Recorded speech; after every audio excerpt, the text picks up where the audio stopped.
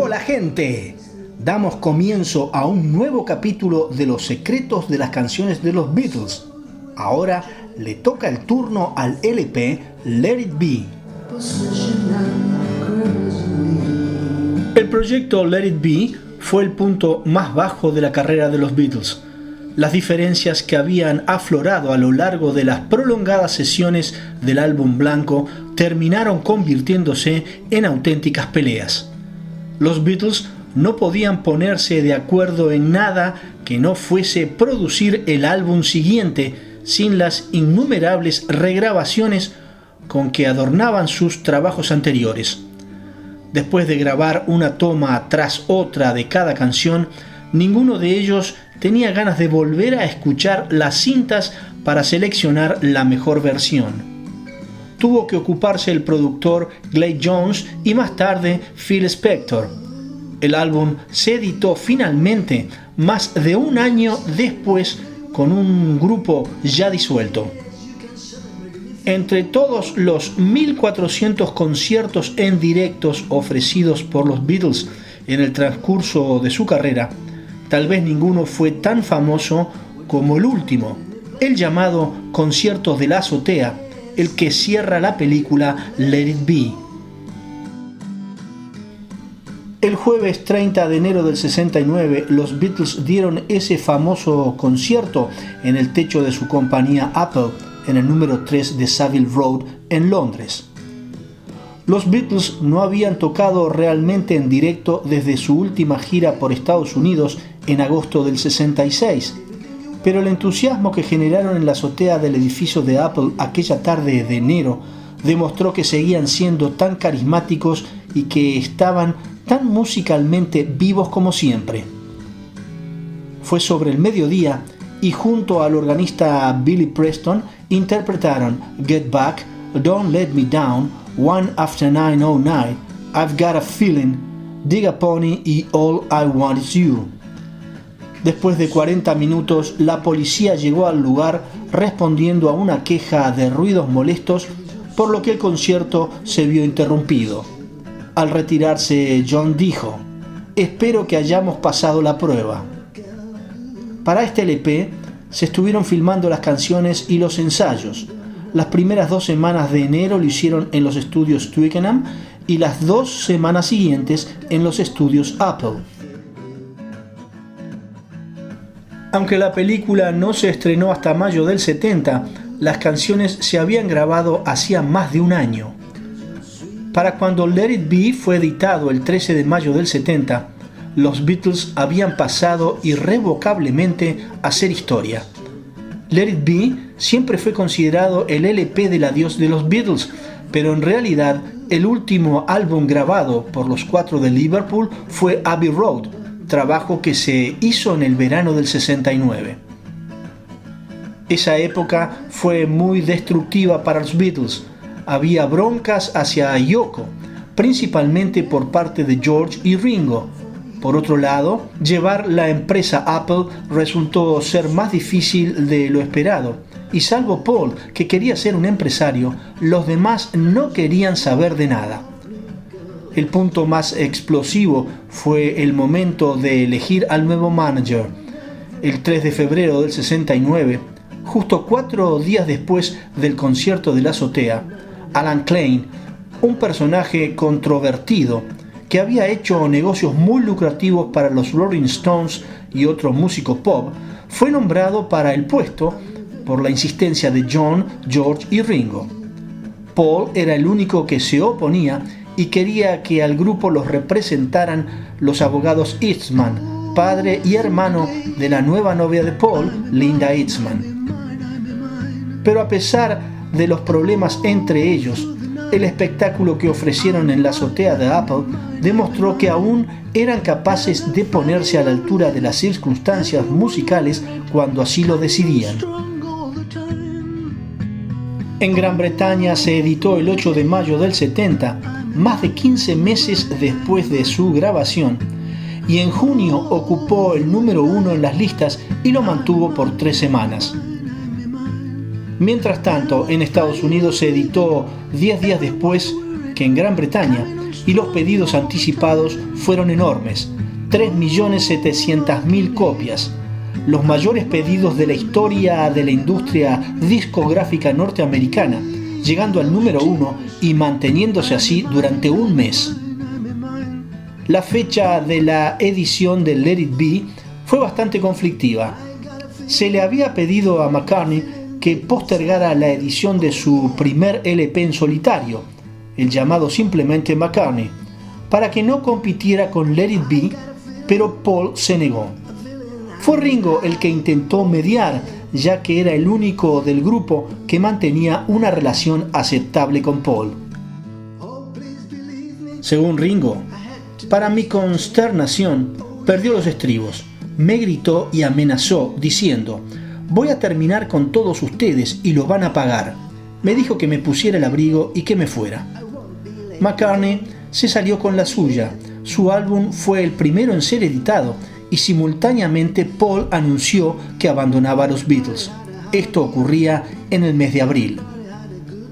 Las intensas grabaciones para la película se desarrollaron entre el 2 y 30 de enero del 69.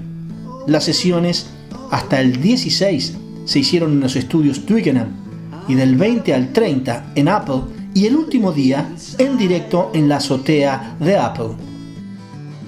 Según George Martin, desde el principio todo el asunto que rodeó a Let It Be no tuvo nada que ver con lo que habíamos hecho hasta ese momento. Fue una experiencia desagradable. Pero Let It Be era una idea brillante, creo que de Paul. La idea original era grabar un álbum con material nuevo, ensayarlo y tocarlo por primera vez en directo y ante público, en disco y película. Era algo que nadie había hecho hasta ese momento.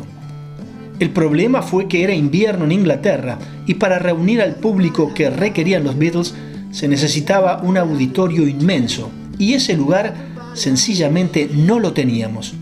Hasta se llegó a hablar de hacerlo en el desierto de Túnez. Recordaba Lennon: alguien dijo algo del Coliseo romano y también de un barco en alta mar. En cuanto a mí, rápidamente me sedujo la idea de hacerlo en un manicomio. Pero los descontentos provocaron que el 10 de enero George Harrison anunciara su oposición al proyecto y abandonó el estudio. Poco antes de comenzar las sesiones, Harrison regresó de los Estados Unidos, donde había estado tocando con diferentes músicos de forma distendida y como acompañante.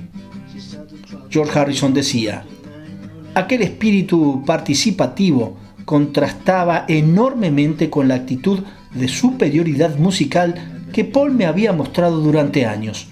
Cuando volví de los Estados Unidos me sentía muy feliz, pero rápidamente me di cuenta que tenía que enfrentarme con el Paul de siempre. Durante la filmación, Paul y George tuvieron una discusión, la que quisieron disimular. Después de eso, George no apareció por 3 días. Harrison recuerda: traje a Billy Preston y eso ayudó a que los otros se controlaran un poco más, sobre todo John y Paul, que tuvieron que comportarse con más generosidad. Las diferentes sesiones acumularon un total de 96 horas de filmación y 30 horas de música. El diseño de la carátula del LP Let It Be, negra y casi fúnebre, fue obra de John Koch. La edición en Gran Bretaña se componía de un estuche con un libro de bolsillo titulado The Beatles Get Back, que era el título original del álbum, que incluía fotos y diálogos no incluidos en la película. La foto que debía figurar en la portada fue la tomada en el mismo lugar que la foto del primer LP, Please Please Me, que luego fue usada en el álbum de recopilación, el llamado Rojo y Azul. Paul comenta: por primera vez en un LP de los Beatles, la publicidad fue excesiva y engañosa. En aquella época había una gran tensión entre nosotros y no eran tiempos felices. Decían que se iniciaba una nueva etapa de los Beatles y no había nada más lejos de la verdad. Let It Be era el último LP en ser editado y eso lo sabía todo el mundo. En principio, John quiso editarlo tal cual estaba, sin efectos de estudio, para mostrar al mundo la desintegración del grupo. Pero más tarde, Lennon y Harrison dejaron que Phil Spector volviera a mezclar las cintas y agregó coros femeninos y orquesta a 4 canciones: Across the Universe, I'm in Mine, Let It Be y The Long and Winding Road. George Martin recuerda: pensé que la parte orquestal no era representativa. A lo largo de los años habíamos establecido un estilo de música particular y me pareció que lo que hizo Phil no solo no era representativo, sino también equivocado. Lo que sucedió con Let It Be me decepcionó totalmente.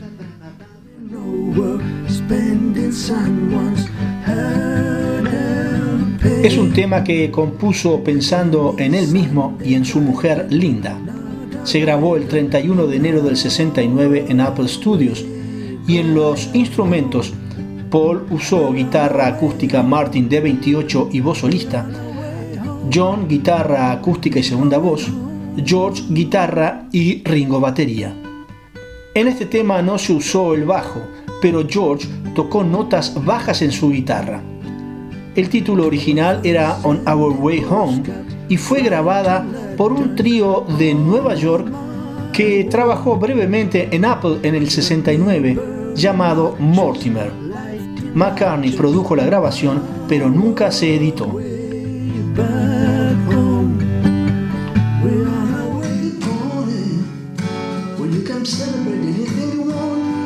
Con el estribillo All I Want Is You, la canción se refería presumiblemente a Yoko. Lennon la compuso como 2 canciones separadas. Una era All I Want Is You y la otra Dig a Pony.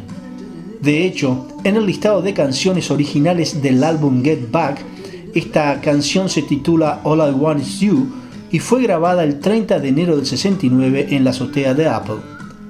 Esta canción aparece en el LP norteamericano bajo el título de I Dig a Pony y una vez más John decía que era otra de sus porquerías.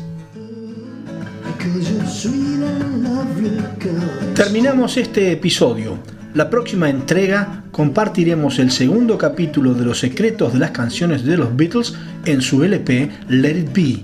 Gracias por su compañía.